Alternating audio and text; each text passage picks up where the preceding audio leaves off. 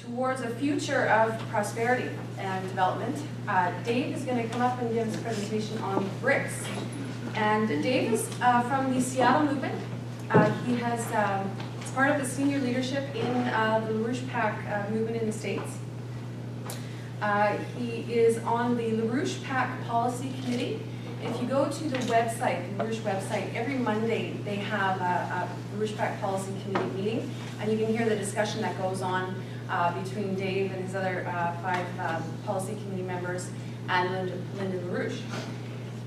He has been in the movement for about 12 years, and he ran for Congress for Washington State in 2012.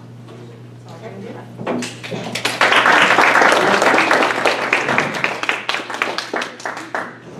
So you may have to bear with my somewhat hastily organized presentation here. Robbie will probably have to bear with it more than any of you, but what I would like to do is, in a sense, I saw the presentation titled Canada's Role in the BRICS. However, I probably will actually not say very much about Canada at all. And that's not by some malicious thing that I have towards Canada, because of course I love Canada. I was actually born in Sault Ste. Marie, Michigan, for those of you that know your territory that's close to Sault Ste. Marie, Ontario, across the river. But rather because Canada is, as has been stated, is part of this global system, which really what we see with the BRICS unfolding is part of the, well, really a long battle between what the American system actually represents versus the British imperial system. And we're now at the point where that is coming to an end, and they know it. And I would say what was discussed with the situation with Greece is Wall Street in London, which is today the modern British Empire, they know their derivatives bubble is going to collapse. They know it probably better than we do. They probably have a more visceral sense of it. And so they're not afraid that it's going to collapse. They just want it to collapse on their term, right? When their terms is to wipe out the excess population, which they consider, many of them, there's sort of different figures that are floated around, but 7 billion down to less than 2, 1, some people say 500 million, some people think that we should probably be less than baboons, and those are the people that think we're baboons. But that's the intention, but what they're afraid of is the political will by people who will refuse to submit to this slavery, this system of slavery. And that's what Greece is representing right now. They're representing this Promethean fight, and what the British imperial forces are afraid of is that more nations are going to join, and you're going to have this come to fruition. Right? So now, because they are so, they know that this is where it's coming down to, they are preparing a first strike limited nuclear warfare against the BRICS nations.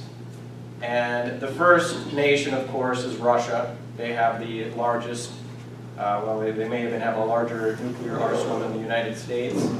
But there's a plan for a limited nuclear war against the nations of Russia and China in particular, but really centered on the Eurasian continent.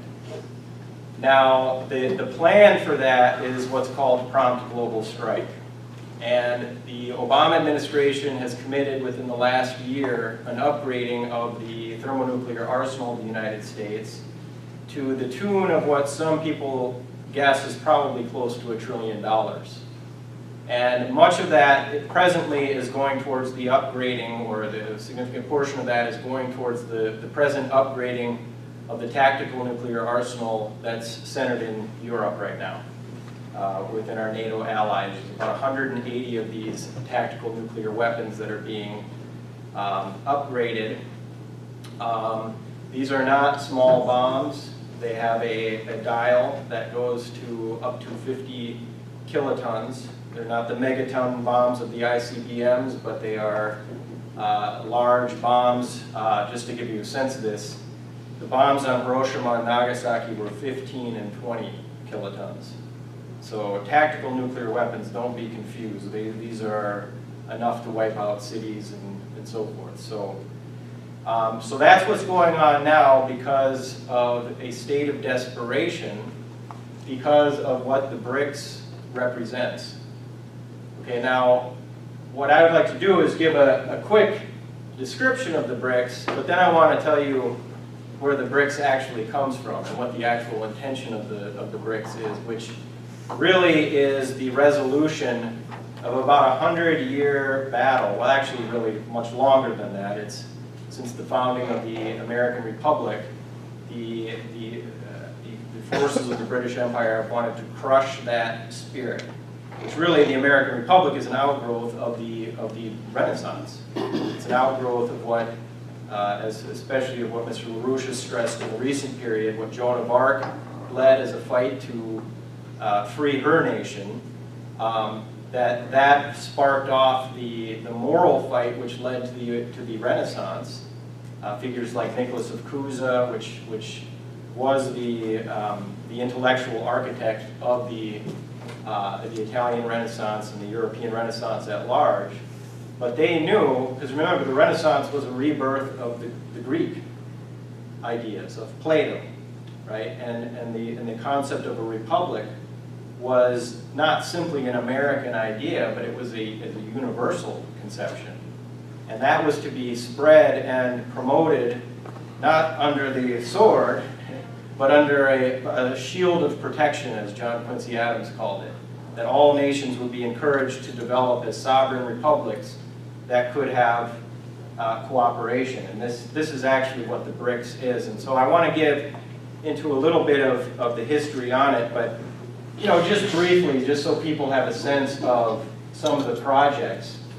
I think what Xi Jinping, the president of China, said in the Fortaleza meeting last year, which really was sort of the tour de force of the establishment of the BRICS. The BRICS had been having meetings, but last year in Fortaleza, Brazil, in July, they met and established the New Development Bank, which just last week Russia has ratified the New Development Bank. The week before that, I believe India, maybe I've got it switched around, but in the recent period, the nations of the BRICS are now ratifying the New Development Bank, which is capitalized at around $100 billion. So this is not chump change. They also have a $100 billion contingency reserve fund, which is to deal with financial warfare against the BRICS nations, of which, of course, not just the immediate nations of the BRICS, but the associated nations that are coming on board with the outlook and probably formal applications such as Argentina. Right? People probably know that Argentina has been under massive financial warfare by the vulture funds out of Wall Street and London and so forth. So, but what Xi Jinping says at the BRICS summit in Brazil last year, he says, "History tells us that the law of the jungle isn't the way of human coexistence. Every nation should obey the principle of equality, mutual trust, learning from each other, cooperating and seeking joint benefits for the construction of a harmonious world, sustained peace, and joint prosperity." And Matt referred to it in what President Modi of India said, but he says the uniqueness of BRICS as an international institution is that for the first time it brings together a group of nations on the parameter of future potential, rather than existing prosperity or shared identities. The very idea of BRICS is thus forward-looking. Excellencies, we have an opportunity to define the future of not just our countries, but the world at large. I take this as a great responsibility.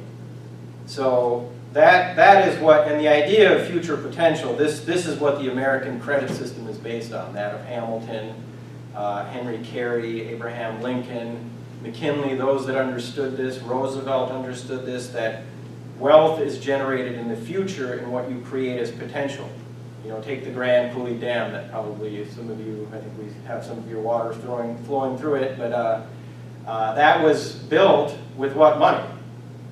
Did we have money during the Great Depression?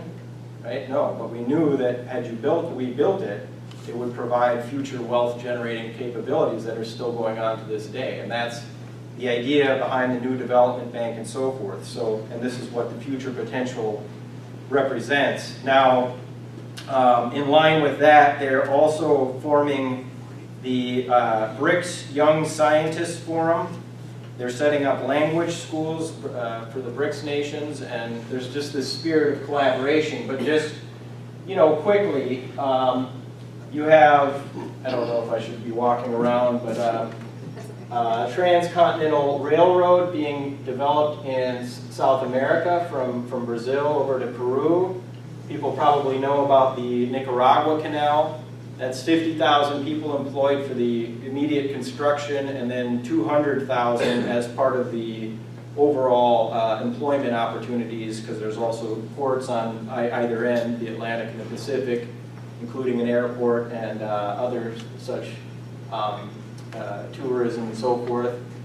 You have in Egypt the construction of the Suez Canal, which is the expansion of it, make it a two-way street, will virtually double its ability to get ships through there. Get bigger ones. What's that? Get bigger ones.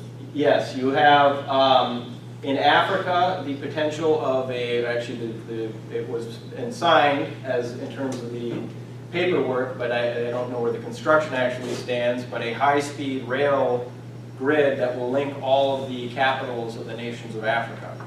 Right? And then, of course, we have the Silk Road and the greater potential that we are fighting for. Now, also, just to be clear, the kind of development isn't just some jobs. It's directed towards the frontiers of science and technology, particularly nuclear power. China has a plan to triple their nuclear reactors by 2020 from the present around 28, I think it is, and they'll be close to where the United States is at, which is about 100. They're the most the country with the most nuclear reactors. Brazil plans on moving from 3% presently of their entire grid being powered by nuclear, presently 3% up to 15% by 2030. Russia from 11% to 27% by 2030. So, you know, these are the kind of projects, but the one that really defines the future potential is the space exploration question, and not just exploration for the sake of exploration, but what China intends with the helium-3 perspective on the surface of the moon, where you have embedded in the soil this gas, which is the prime fuel source for fusion reaction, right? For reactors that we obviously have some work to do harnessing and getting to that point, but they're already thinking that far ahead in future potential, okay? So now, that's a sketch, and people should read the BRICS pamphlet. If you don't have one of these, get one of these. You can always give us as much money as you want for as many of these as you want, or just give us money in general. That's always a good policy, but definitely get the pamphlet for sure. And people should investigate what this is as an exciting potential now. But what I would like to do, and I just want to check with Robbie, how much time do I have? 5 minutes? Oh my God. Well, you can go to 10. Okay, I'll just be very brief because this is part of a long battle. And before there was the BRICS, there was the RIC. And this was said by Sergei Lavrov, the foreign minister, on the birthday of Primakov, who was the prime minister at the end of the 90s in Russia. Now, Primakov was the one that came up with the RIC concept, Russia, India, China, as the strategic triangle. And obviously that represents a giant land mass and population with 2.5 billion people just between China and India alone, right? But it was an outgrowth of the fight that LaRouche and his wife had waged really since the 70s around the establishment of the International Development Bank. But we wrote the book on these projects. And what happened is the Clinton circles began a dialogue with Mr. LaRouche and liked the idea of the BRIC as being eventually extended, the Russia, India, China strategic triangle, as being extended across the Bering Strait through Canada here and into the United States for a secure, the ending of geopolitics as a whole and collaboration between nations. Now, Primakov in the late 90s was literally on his way, in 99 I think it was literally on his way to have the further discussion with Clinton on this concept when Al Gore, who was the British agent inside the White House, called up his plane mid-flight and said, we just started war with Serbia, you might want to turn back. And of course, Primakov did, and basically sabotaged the potential that existed at that time to make this an opportunity. It could have been a reality already back in the late 90s. Now, where this actually comes from, and I just want to give a quick sense of this. Could you pull up, let's see, this one right here. Okay, so this is from Alfred Mackinder's heartland theory concept. This is from the photo from what was called the Geographical Pivot of History, written in 1905. Okay. Now the idea was, and now Alfred Mackinder, he was the first head of the London School of Economics. He was part of the Coefficients Club. He was part of the old imperial gang out of London that was really the core of the British Empire at that time. And what they defined is that the pivot area, in a sort of a snapshot, what Mackinder said is he who controls Eastern Europe controls the heartland, which is the pivot area, which is basically Russia. He who controls Russia controls the world island, which is Eurasia. And he who controls the world island controls the world.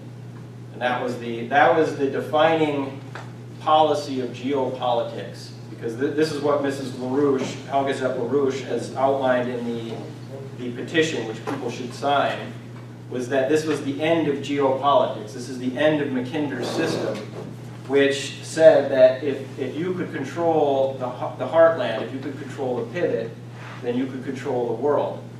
Now, what they were completely freaked out about was Mackinder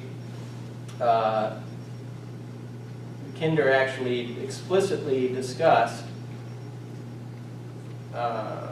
the Trans-Siberian Railroad as the crucial thing that had to be destroyed.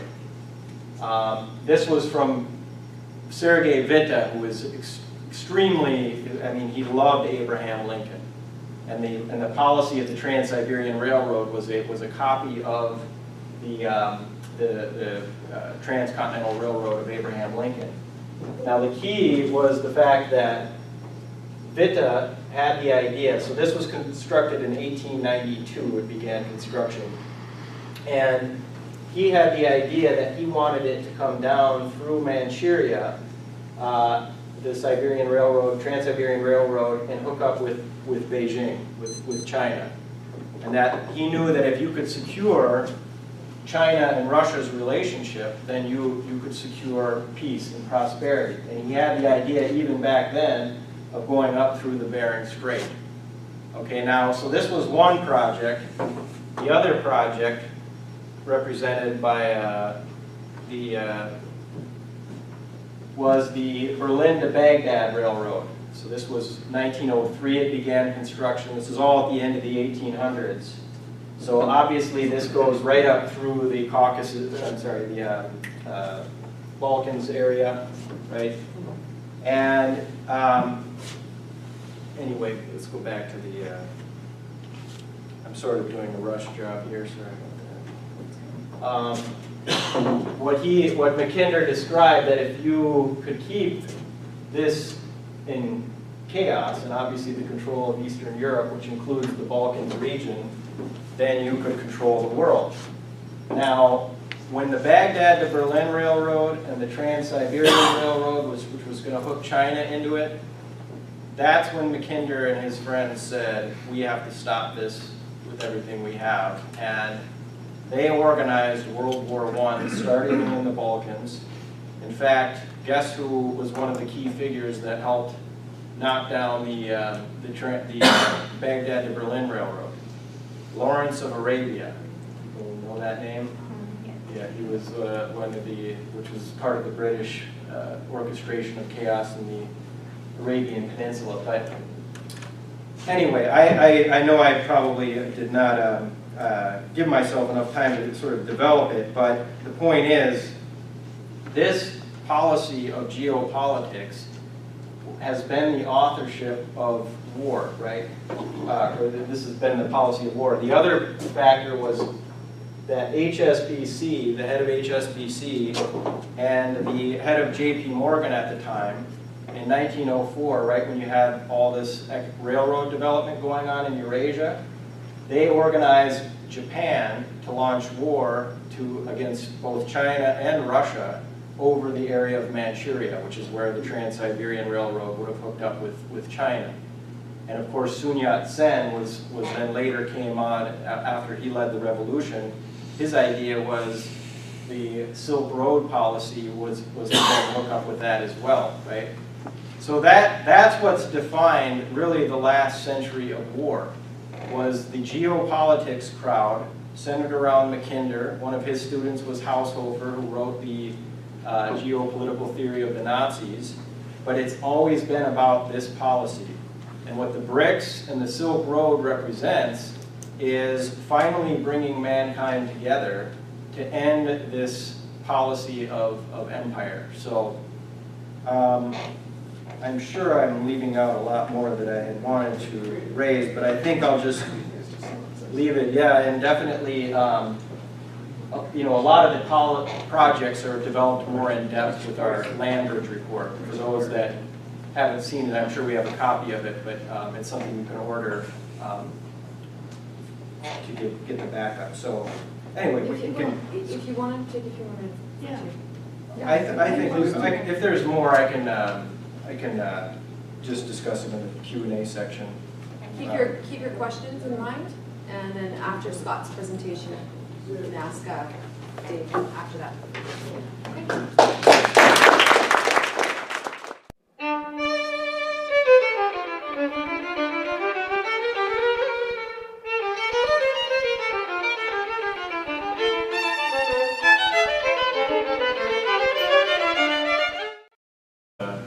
Visceral sense of it.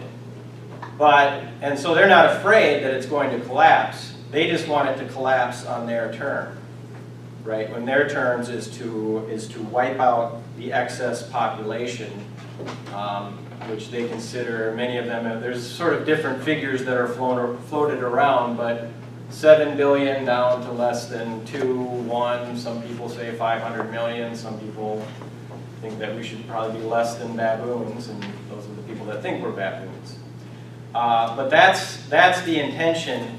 But what they're afraid of is this unfolding is part of the, well, really a long battle between what the American system actually represents versus the British imperial system. And we're now at the point where that is coming to an end, and they know it. And I would say what was discussed with the situation with Greece is Wall Street in London, which is today the modern British Empire, they know their derivatives bubble is going to collapse. They know it probably better than we do. They probably have Canada's role in the BRICS. However, I probably will actually not say very much about Canada at all. And that's not by some malicious thing that I have towards Canada, because of course I love Canada. I was actually born in Sault Ste. Marie, Michigan, for those of you that know your territory that's close to Sault Ste. Marie, Ontario, across the river. But rather because Canada is, as has been stated, is part of this global system, which really what we see with the BRICS towards a future of prosperity and development. Dave is going to come up and give us a presentation on BRICS. And Dave is from the Seattle movement. He has, is part of the senior leadership in the LaRouche PAC movement in the States. He is on the LaRouche PAC Policy Committee. If you go to the website, the LaRouche website, every Monday they have a LaRouche PAC Policy Committee meeting, and you can hear the discussion that goes on between Dave and his other 5 policy committee members and Linda LaRouche. He has been in the movement for about 12 years, and he ran for Congress for Washington State in 2012. So I'll go and do that.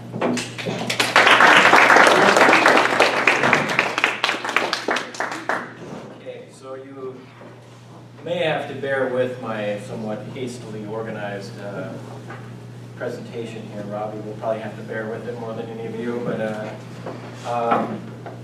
but what I would like to do is, in a sense, I saw the presentation titled